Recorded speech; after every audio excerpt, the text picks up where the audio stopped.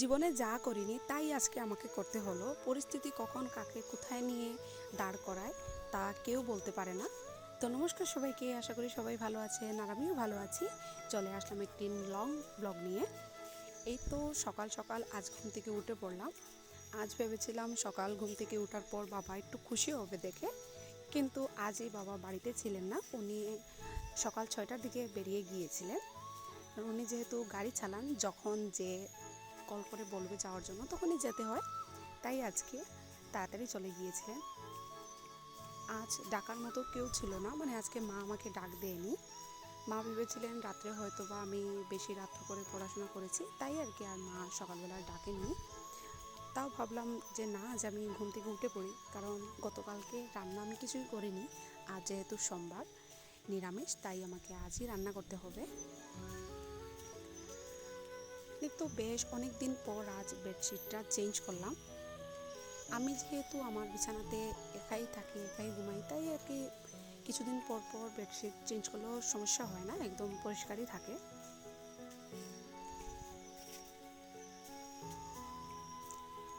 এত কিছু কাজ করে গতকালকে রাতে আমার একদম পড়ার টাইম হয়ে নাই। আর রাতে যখন আমি খাওয়া দাওয়া শেষ করে ঘুমাতে যাব, তখন আর ইচ্ছেও করেনি যে কিছুক্ষণ সময় পড়ি।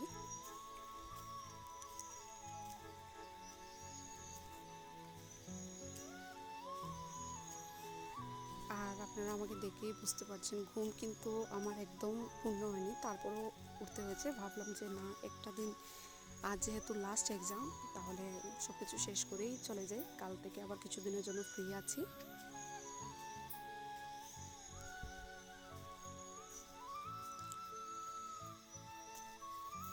আর এখন এতটা গরম পড়ছে যা বলার বাহিরে।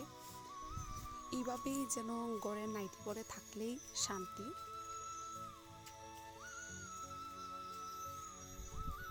আর শুধু টেনশন করছিলাম যে কাজ তো আজ কিছু নেই, তাড়াতাড়ি হয়ে যাবে ঠিকই, তাহলে একটু পড়তে পারবো, কারণ গতকালকে একদম পড়তে পারিনি আমি। আর তখন বাইকেও ডাক দিয়ে উঠিয়ে নিই, উঠে যায়, তারপরে ওর বিছানাটা গুছিয়ে তারপর ঘর দুয়ার সব কিছু ঝাড়ু দিয়ে দিচ্ছিলাম।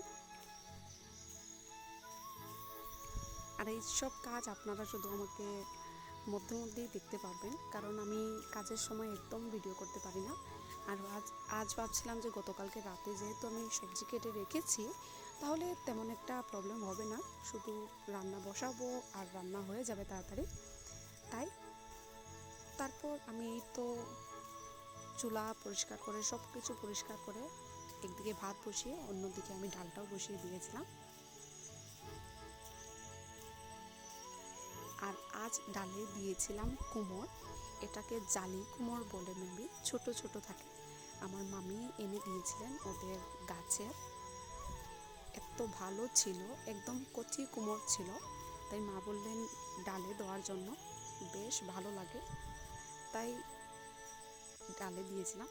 আর আজ আমার শুধু প্লেন ছিল, ডাল আর আলু ভাজি করবো। আর এক্সাম থেকে এসে মানে রাতের দিকে রান্না করবো আর কি, যাই করি না কেন, কারণ মধ্যে মধ্যে একদম যখন নিরামিষ থাকে তখন শুধু পাতলা ডাল আর আলু ভাজা দিয়ে খেতে এত ভালো লাগে আমার, কিন্তু ভাতটা কিন্তু গরমই হতে হবে।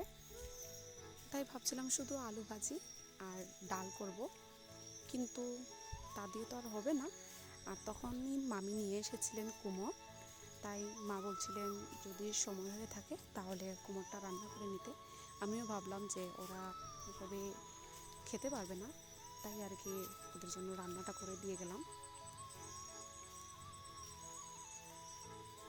আর এই কুমড় কাটতে গিয়ে আমার লেট হয়ে গিয়েছিল, কারণ আমি রান্না যত তাড়াতাড়ি করতে পারলেও সবজি কাটাকুটি এগুলো আমার একটু লেটই হয়ে যায় রেডি করতে।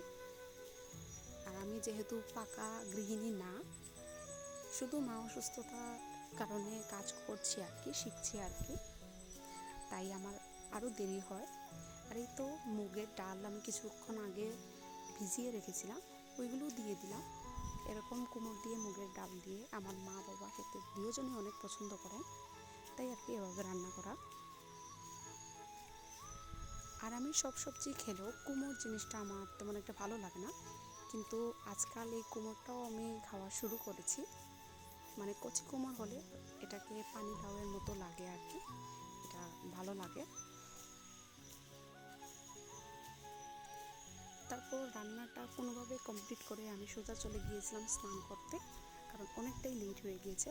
স্নান সেরে এসে পুজো দিয়ে এই তো খেতে বসে পড়লাম। তখন বাবা এসেছিলেন, বলেছিলেন না বাবা যাবেন আর কি টাউনে, আমার কলেজের সামনে এখানে, তাই বাবার সাথেই যেতে পারবো। আর টাইম ছিল 12টায় বের হব, তাই আর কি একটু তাড়াহুড়ো করছিলাম। তারপর আবার মনে পড়লো আমার যেহেতু 2টো থেকে এক্সাম, আর এক গাড়িতে চলে যাব, আজকে গাড়ি চেঞ্জ করার কোনো ভেজাল নেই, তাহলে আধা ঘন্টা পরও যদি আমি বের হই তেমন একটা প্রবলেম হবে না। তারপর রেডি হয়ে আমি কিছুক্ষণ পড়তে বসেছিলাম। আর এসব কিন্তু নোট আমার কাছে এমনিতে নেই, মোবাইলে সব কিছু, তাই মোবাইল থেকেই পড়তে হয়। আধ ঘন্টার মতো ঘরে পড়েছিলাম।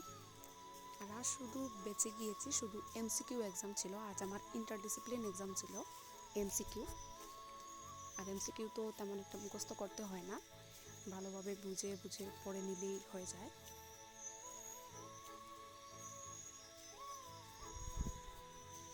আমি কিন্তু কিছু পড়িনি, তারপরেও যেন আজ আমার একটা খুশি লাগছে। আপনাদের কার কার এমন হয় শেষ এক্সামে খুশি লাগে? আমি প্রিপারেশন যে ভালো তেমন কিছুই নেই, আপনাদেরকে বললাম যে আমি একদম পড়িনি, তারপরেও যেন আমার একটু খুশি খুশি লাগছে যে আজ এক্সামটা শেষ হয়ে যাবে। আর এক্সাম শেষ হলে আরও টেনশন, কারণ এখন শুরু হবে আসল কলেজের মজা, আরও একটা বছর। তারপর পড়াশোনা কিছুক্ষণ করে এই তো বেরিয়ে পড়লাম। আর এই যে দেখতে পাচ্ছেন, আমার আসলে পাহাড়ে যাওয়ার শখ নেই, কারণ আমি পাহাড়েই থাকি। কতটা সিঁড়ি নেমে তারপর নিচে যেতে হয় আমাদের। এই তো বাবাও চলে যাচ্ছেন গাড়ি বের করতে। আজকের ওয়েদারটা ছিল একদম মিক্স, একদিকে ছিল অনেক সুন্দর আকাশ, অন্যদিকে এত মেঘলা ছিল। কিছুক্ষণ রৌদ্র দিচ্ছিল, কিছুক্ষণ আবার অন্ধকার করে রাখছিল আকাশ।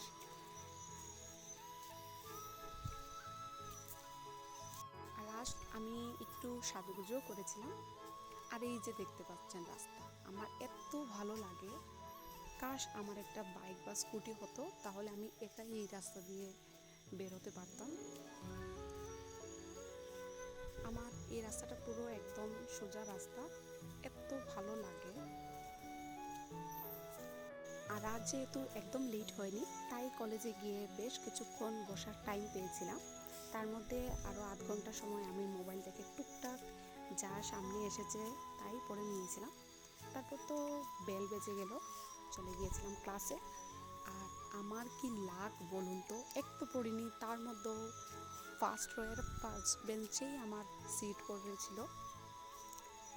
আর আমার এখন প্রত্যেকটা এক্সাম সবার ফার্স্ট বেঞ্চেই পড়বে। এতদিন কিন্তু আমি আমার প্রথমে কিছু 4-5 জন ছিল, কিন্তু এখন আমি সবার প্রথমে, আমার রেজিস্ট্রেশন নাম্বার যেহেতু প্রথমে, তাই আমাকে সবার প্রথমে বসতে হয়।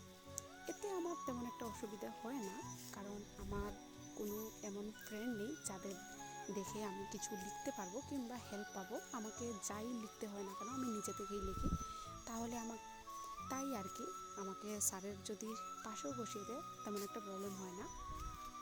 তারপর আজ 2 ঘন্টার এক্সাম 1 ঘন্টায় দিয়ে এই তো বেরিয়ে পড়লাম। আর তখনই বাবার কল আসছিল যে বাবা আছেন টাউনে, নিয়ে আসবেন আমাকে। আর বাবার গাড়িতে লোকজন থাকায় তখন আর কোনো ভিডিও করা হয়নি। আর এই তো দেখতে পাচ্ছেন, যাওয়ার সময় রৌদ্র ছিল, আওয়ার সময় একদম আকাশ পুরো মেঘলা। আর আমারও বেশ ভালো লাগছে এরকম আকাশ দেখতে। আর আস্তে আস্তে তখন ঝিরিঝিরি বৃষ্টিও শুরু হয়ে গিয়েছে। তারপরেও যেন গরমটা একদম কমতেই চাচ্ছে না।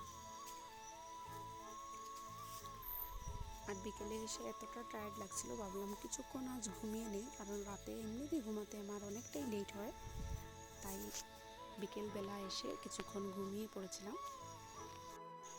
আর তখন ঘরে কেউ ছিল না, বাবাও না আর আমার ভাইও বাড়িতে ছিল না। মাকে বললাম তুমি কিছুক্ষণ ঘুমিয়ে নাও, আমি কিছুক্ষণ ঘুমিয়ে নিই, আর সন্ধ্যা হওয়ার সাথে সাথে আমাকে একবার ডাক দিয়ে নিও। আর আমার এই সময়ের ঘুমটা এত প্রিয়, আর সকালবেলার ঘুম যখন ঘুমানোটা ঠিক নয় আমার তখনই বেশি ঘুম আসে। মানে এই যে আমি ঘুমিয়েছি কিছুক্ষণ পর আমার একদম এত সেই লেভেলের ঘুম এসেছিল যা বলার বাহিরে আর কি, যেন ঘুম থেকে ইচ্ছেই করছিল না। তারপর সন্ধে হয়ে যাওয়াতে মা ডাক দিয়ে দিলেন ওঠার জন্য, কারণ চা খাওয়ার জন্য। আমি যদি লেট করে চা খাই তাহলে রাতে আবার ঘুমাতে পারবো না, একদম পুরো বুড়ো মানুষের মতো আমার যত সমস্যা আর কি, তা বলার বাহিরে। আর এই তো আজ রাতের জন্য বানিয়েছিলাম ডাল পুরি। এত ক্রেভিং হচ্ছিল না কয়েকদিন থেকে যে কিছু বানিয়ে খাবো, তাই ভাবলাম যে আজ একবার ডাল পুরি বানিয়ে নিই। এই তো ডালটাকে প্রথমে আমি সিদ্ধ করে নিয়েছিলাম, তার মধ্যে সব ধরনের স্পাইস আমি দিয়ে দিয়েছি, আর ম্যাগি মশলা তো দিতেই হবে, এটা আমি পছন্দ করি। আর অল্প গরম মশলাও দিয়েছিলাম। আর এই সানরাইজের গরম মশলাটা এত ভালো, যে কোনো তরকারির সাথে একদম মানানসই, বেশ ভালো টেস্ট আছে। আর একটা মজার কথা বলি আপনাদের, আমি এই পর্যন্ত যতবার ডাল পুরি বানিয়েছি প্রতিবার আমার সাথে একটাই কাহিনী ঘটে, তা হলো ডালের মধ্যে লবণ বেশি হয়ে যায়। তাই আজ অনেক ভাবনা চিন্তা করে একদম অল্প করে লবণ দিয়েছি, যেন আজ না বেশি হয়। তারপর আর কি বেশ অনেকক্ষণ আমি চুলার উপরে রেখে দিয়েছিলাম যেন ডালটা ভালো করে শুকিয়ে যায়, পুরটা যেন একদম ঠিকঠাক মতো হয় আর কি। আর আমি আজ যেহেতু একটু অল্প লঙ্কা গুঁড়ো দিয়েছিলাম তাই একটু কালারটা চেঞ্জ হয়েছে, নাহলে এটা বেশ হলুদ হলুদ থাকে, ভালো লাগে দেখতে। আর আমি আগে এই ডোটা বানিয়ে রেখেছিলাম। আমি যখন কোনো কিছু রেকর্ড করি তখন চেষ্টা করি সব কিছু আগে থেকে করে নেওয়ার, কারণ আমি ভিডিও করার মধ্যে মধ্যে এরকম কিছু করতে পারি না, তাই সব কিছু আমি হাতের কাছে নিয়ে তারপর ভিডিও করা শুরু করি, এতে আমি মন মতো করে ভিডিও করতে পারি, না হলে সব কিছু যেন এলোমেলো হয়ে যায় আর কি।